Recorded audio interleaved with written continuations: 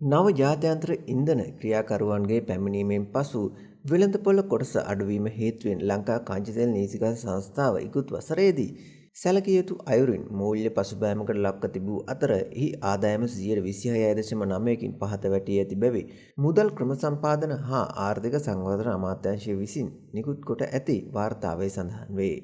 ලංකා කංචතෙල් නීතිගත සංස්ථාව 2023 වර්ෂයේදී රුපියල් බිලියන 1263.6ක ආදායමක් උපයාගෙන තිබුණි.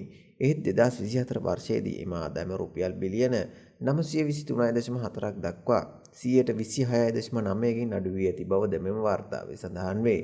2023 වර්ෂයේදී විකුණුම් පරිමාව තෙල් ලීටර මිලියන 4184කි. 2024 දී විකුණුම් පරිමාව තෙල් ලීටර මිලියන 286කින් අඩු වී තිබුණි. ඉකුත් වර්ෂයේදී කංචතෙල් නීතිගත සංස්ථාවේ දළ ලාභය රුපියල් බිලියන 75.6ක් 53.4කින් පහත වැටී තිබුණි.